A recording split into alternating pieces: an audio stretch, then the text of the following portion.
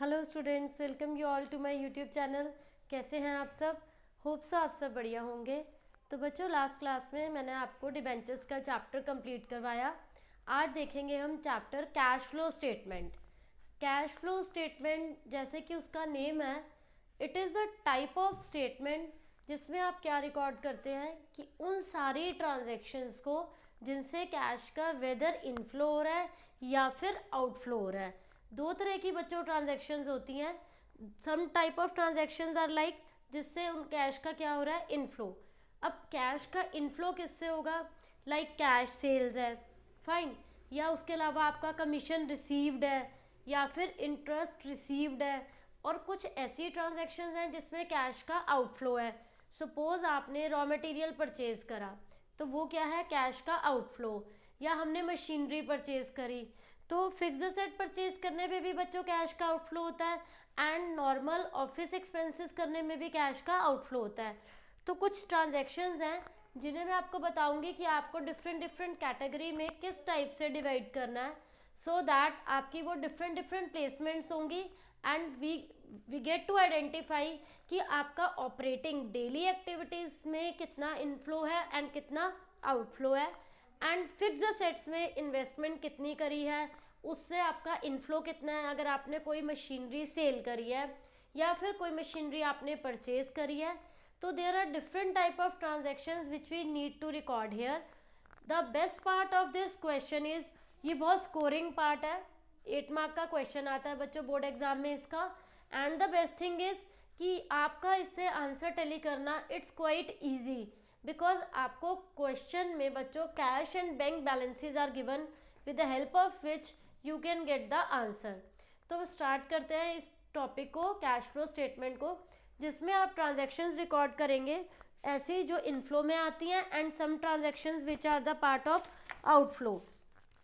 तो लाइक बच्चों, आपको कोई भी फाइनेंशियल स्टेटमेंट्स हैं, ट्रेडिंग, P&L या balance sheet, any one of those transactions are not helpful in identifying कि कैश का इनफ्लो कितना है या फिर कैश का आउटफ्लो कितना है। फाइनेंशियल स्टेटमेंट्स जो हम बनाते हैं, trading, P&L, that is just help to know कि आपके बिजनेस में प्रॉफिट कितना हो रहा है। बट कैश फ्लो स्टेटमेंट हम इसलिए बना रहे हैं, हमें ये देखना है, हमें ये रिकॉर्ड मेंटेन करना है कि कैश से इनफ्लो कितना है बिजनेस में एंड आउटफ्लो कितना है। तो अकाउंटिंग स्टैंडर्ड, इसको रिवाइज करा गया है। एक न्यू अकाउंटिंग स्टैंडर्ड के अंडर एक न्यू अकाउंटिंग स्टैंडर्ड आया आपका, जिसमें इसको रिवाइज करा गया है, एंड वो अकाउंटिंग स्टैंडर्ड है आपका AS3, जिसमें इसे रिवाइज करा है, इसमें कुछ चेंजेस करे हैं। तो फर्स्ट ऑफ ऑल आप ये देखेंगे कैश फ्लो स्टेटमेंट में कि कैश का जो फ्लो है, कैश का फ्लो वो 2 टाइप्स का है। जो फ्लो है उसके 2 टाइप्स हैं। वो 2 टाइप्स क्या हैं? वो इनफ्लो भी हो सकता है एंड वो आउटफ्लो भी हो सकता है। अब कैश का इनफ्लो, इसमें कौन सी ट्रांजैक्शंस आएंगी जो आप कैश का इनफ्लो देखेंगे? इसमें आएगा आपका cash sales, cash received as interest, loans and advances received, cash received from issue of shares and debentures, sale of machinery, sale of asset. All these transactions are recorded under inflow of cash. And outflow में just इसका opposite, अगर आप क्या कर रहे हैं, cash purchase कर रहे हैं, कैश परचेजेस, तो ये आउटफ्लो ऑफ कैश हो रहा है। यहाँ आपको कैश रिसीव्ड हुआ था एज इंटरेस्ट, यहाँ पर आप कैश पे कर रहे हैं एज इंटरेस्ट। यहाँ पर लोन एंड एडवांसेस रिसीव हुए थे, यहाँ पर आप लोन गिवन लिखेंगे जो हमने दिया है। इन्हीं सब ट्रांजैक्शन से कैश का क्या हो रहा है, आउटफ्लो हो रहा है। नेक्स्ट यहाँ है cash received from issue of shares, यहाँ पर आप क्या रिकॉर्ड करेंगे, cash paid to redeem shares. Redeem is जब आप वापस करते हैं तब आपको कैश देना पड़ता है शेयर्स एंड डिबेंचर्स के लिए। यहाँ पर आप असेट्स को बेचते हैं एंड यहाँ पर आप असेट्स को परचेज करते हैं। तो ये कुछ ट्रांजैक्शंस हैं जो आपका इनफ्लो और आउटफ्लो में डिवाइड होता है। बट हम जो कैश फ्लो स्टेटमेंट स्टडी करेंगे इसमें हमारी बच्चों 3 कैटेगरीज आएंगी। Cash flow from operating means day to day, daily का एक्टिविटीज़, जिसमें आप देखोगे इनफ्लो एंड आउटफ्लो किससे हो रहा है। देन कैश का फ्लो आप देखेंगे इन्वेस्टिंग एक्टिविटीज़ से। इन्वेस्टिंग एक्टिविटीज़ में आएगा लाइक आपने किसी असेट में मशीनरी की सेल परचेज कर रहे हैं तो वहाँ पर जो है कैश का फ्लो कैसा है, सेल्स है या फिर परचेजेज है। इसके बाद बच्चों देखते हैं कि इसके फॉर्मेट में आपका फर्स्ट आएगा cash flow from operating activities. मतलब जब हम कैश फ्लो स्टेटमेंट को जो अकाउंटिंग स्टैंडर्ड 3 के अकॉर्डिंग रिवाइज हुआ है उसमें फर्स्ट आता है आपका cash flow from operating activities. जब हम इस क्वेश्चन को स्टार्ट करते हैं इस फॉर्मेट को तो बच्चों सबसे पहले आपको लेना होता है the first figure is net profit. Net profit से आप स्टार्ट करेंगे और ये नेट प्रॉफिट कौन सा होता है बच्चों, this is before tax. Net profit before tax मतलब अभी इसमें टैक्स की कोई डिडक्शन नहीं हुई है, टैक्स को भी हमने कंसीडर नहीं करा है। अब there are some items which you need to add and subtract. वो कौन सी आइटम्स हैं बच्चों, 1 बाय 1 मैं आपको एक्सप्लेन करती हूँ कि आपको यहाँ किन आइटम्स को ऐड करना है एंड किन आइटम्स को लेस करना है। तो फर्स्ट आता है इसके अंदर जो आप ऐड करेंगे इसमें जिन इन एडजस्टमेंट्स को आप बोलते हैं बच्चों non cash and non operating. Non cash and non operating. Net profit जो भी आपको क्वेश्चन में गिवन है आप यहाँ पे लिखेंगे। फिर ये कुछ ट्रांजैक्शंस हैं जिन्हें हम ऐड करेंगे, ये नॉन कैश ट्रांजैक्शंस हैं। इसमें आप लेते हो डेप्रीसिएशन, यहाँ पर आएगा डेप्रीसिएशन, ठीक है। इसके बाद नेक्स्ट लेंगे आप, अगर क्वेश्चन में गिवन है प्रिलिमिनरी एक्सपेंसेस। इसके बाद आता है अगर आपका गुडविल का बैलेंस, बच्चों इसमें क्या होता है आपको 2 ईयर्स के बैलेंस गिवन होते हैं क्वेश्चन में। जो 2 ईयर के बैलेंस है हम उन्हें कंपेयर करते हैं, अगर वो लास्ट ईयर के कंपैरेटिवली बैलेंस डिक्रीज हो रहा है तो आप उसे नेम देंगे goodwill return of. Goodwill return of अगर वो क्या हो रहा है डिक्रीज हो रहा है तो यहाँ लिखेंगे आप इसे। और ये सारी आइटम्स क्या होती हैं ऐड होती हैं। डेप्रीसिएशन अगर आपने कोई असेट को बेचा है और उस पर लॉस हुआ है वो भी यहाँ ऐड होगा, loss on sale of asset. इसके बाद अगर आपने बोरोइंग्स पे लोन पर कोई इंटरेस्ट पे करा है, इंटरेस्ट पेड ऑन लोन्स या फिर डिबेंचर पे कोई इंटरेस्ट पे करा है वो आप रिकॉर्ड करेंगे यहाँ पर।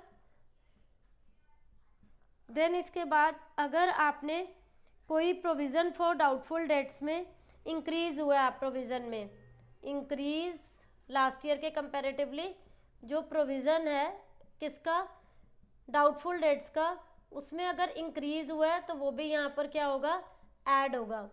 तो ये कुछ आइटम्स हैं बच्चों जो आपको लर्न करनी है। डेप्रीसिएशन, प्रिलिमिनरी एक्सपेंसेस, लाइक यहाँ पर वर्ड होता है discount on issue of debentures. मैंने आपको डिबेंचर्स के चैप्टर में डिस्काउंट का टॉपिक पढ़ाया था कि कभी कभी कंपनी जो है डिबेंचर्स इशू करते टाइम डिस्काउंट देती है। ये सभी आइटम्स क्या होंगी बच्चों ऐड होंगी, ठीक है। लाइक वो आप यहाँ पर ऐड, इंटरिम डिविडेंड है, लाइक इंटरिम डिविडेंड, ये सारी आइटम्स क्या होंगी यहाँ पर प्लस होंगी, ठीक है बच्चों। तो ये मैंने आपको वो सारी आइटम्स बताई जो हम कैश फ्लो स्टेटमेंट में फर्स्ट हेड आप बनाओगे बच्चों cash flow from operating activities का, उसे आप स्टार्ट करोगे फर्स्ट फिगर नेट प्रॉफिट से।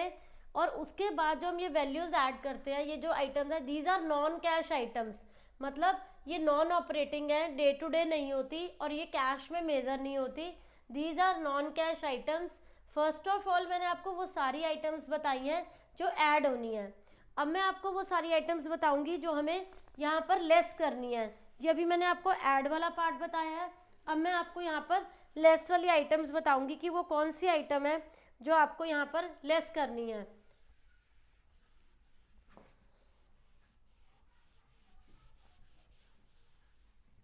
तो इसमें बच्चों फर्स्ट आता है कि अगर आपने कहीं से आपको जो कैश रिसीव हुआ है, इंटरेस्ट रिसीव हुआ है, ये लेस होंगी। इनिशियली हमने ऐड वाला करा, अब हम लेस वाला पढ़ रहे हैं।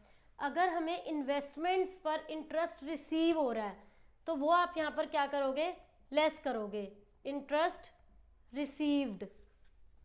फाइन। कोई डिविडेंड रिसीव हो रहा है वो भी आप क्या करोगे बच्चों, लेस करोगे। देन कोई रेंट जो है वो रिसीव हो रहा है, या फिर कोई इसके अलावा कमीशन रिसीव हुई है। रिसीव वाली बच्चों इनकम वाली सारी आइटम्स आपकी लेस होंगी, एक्सपेंसेस वाली सारी आइटम आपकी ऐड होंगी। इनके अलावा अगर आपको असेट को सेल करने में प्रॉफिट हुआ है, profit on sale of asset, ये सब क्या होंगे, ऐड होंगे। एंड वन मोर इज, अगर प्रोविजन आपका डिक्रीज हो रहा है, decrease in provision for doubtful debt, increase हुआ तो ऐड हुआ था, डिक्रीज होगा तो बच्चों लेस होगा। तो यहाँ पर बच्चों ये आप क्या करेंगे, ऐड करके इन सबको हम लास्ट में यहाँ पर सब्ट्रैक्ट कर देंगे। अब एक हेडिंग आती है यहाँ पर जो आपका प्रॉफिट आएगा, अब हेडिंग देंगे आप यहाँ operating profit before working capital changes, before working capital. अब वर्किंग कैपिटल क्या होता है, 11th में बच्चों आपने स्टडी किया होगा, current assets minus current liabilities को आप वर्किंग कैपिटल बोलते थे, current assets minus current liabilities. अब यहाँ पर क्या करना है, वर्किंग कैपिटल का मतलब अब हम यहाँ पर करंट एसेट्स और करंट लाइबिलिटीज को कंसीडर करेंगे। करंट एसेट्स में इंक्रीज होगा तो आपको क्या करना है, लेस। अगर करंट एसेट्स डिक्रीज हो रहे हैं बच्चों, डिक्रीज, तो आप ऐड करेंगे, करंट एसेट्स डिक्रीज होते हैं तो ऐड होते हैं। एंड करंट लाइबिलिटी इंक्रीज होती है तो वो ऐड होती है, इंक्रीज इन करंट लाइबिलिटीज, तो वो भी क्या होगी, ऐड होगी। इसके बाद लेस क्या होगा, इसका रिवर्स। अगर करंट एसेट्स इंक्रीज हो रहे हैं, इंक्रीज इन करंट एसेट्स, वो लेस होंगे। And decrease in current liabilities, वो लेस होंगी। तो यहां जो बच्चों अब आपका प्रॉफिट आएगा, this is cash generated from operations, cash generated from operations. Again explain करती हूँ। यहाँ पर बच्चों जो आपकी non cash non operating items को ऐड करा था सबसे पहले प्रॉफिट में, फिर आपने लेस करा था। जो आपका यहाँ आंसर आया उसके बाद आपने लिखोगे operating profit before working capital changes. Working capital की वाली हेडिंग डालेंगे, आप क्वेश्चन में से करंट एसेट्स ढूंढेंगे, कौन से करंट एसेट्स ऐसे हैं जो डिक्रीज हो रहे हैं। करंट एसेट्स में बच्चों क्या आता है, स्टॉक वाला पार्ट आता है, डेटर्स आते हैं, प्रीपेड आता है, बिल रिसीवेबल का बैलेंस आएगा। कम हो रहे हैं तो ऐड करोगे, इंक्रीज हो रहे हैं तो लेस करोगे। देन करंट लाइबिलिटीज वाला पार्ट आता है, करंट लाइबिलिटीज में आप क्रेडिटर्स लेते हैं, बिल्स पेएबल लोगे। अगर इंक्रीज हो रहे हैं तो प्लस करेंगे, डिक्रीज हो रहे हैं तो माइनस करोगे। यहाँ पर जो आंसर आएगा that is known as cash generated from operations. Last में सब करने के बाद बच्चों आपने ध्यान रखना है, one word is income tax. अगर आपको क्वेश्चन में दिया है income tax paid, income tax paid, वो यहाँ पर आप क्या करोगे, लेस करोगे। इनकम टैक्स पेड, उस कौन सा इनकम टैक्स पेड लेना है, यहाँ पर एक रिफंड का बैलेंस भी होता है कभी क्वेश्चन में, उसको सब्ट्रैक्ट करने के बाद, टैक्स रिफंड को सब्ट्रैक्ट करने के बाद जो आया इनकम टैक्स पेड, इस प्रॉफिट में से आप इनकम टैक्स पेड को सब्ट्रैक्ट करेंगे और इनकम टैक्स कौन सा लेंगे, अगर कोई रिफंड है तो पहले वो एडजस्ट करो, देन इनकम टैक्स पेड को लेस करके आप यहाँ जो आंसर लिखते हैं उसे हम बोलते हैं net cash from operating activities. Net cash from operating activities, ये आपका बच्चों फर्स्ट हेड का आंसर आया, cash flow from operating activities का। ये सारी आइटम्स, ये सभी ट्रांजैक्शंस करने के बाद, इसके बाद नेक्स्ट आता है हमारा कैश फ्लो फ्रॉम इन्वेस्टिंग। देखते हैं वो कैश फ्लो फ्रॉम इन्वेस्टिंग में अब क्या क्या आएगा। तो बच्चों अब नेक्स्ट है इसके बाद cash flow from investing activities. Investing activities में क्या आएगा, जैसे ऑपरेटिंग में हमने सारी करंट असेट्स करंट लायबिलिटीज़ को लिया, इन्वेस्टिंग में आप लिखोगे जब भी आप कुछ परचेज करोगे फिक्स असेट को, परचेज ऑफ मशीनरी या फिर purchase of long term investments, कोई भी फिक्स असेट है, purchase of furniture, purchase and उनकी sale, sale of machinery, sale of in long term investments.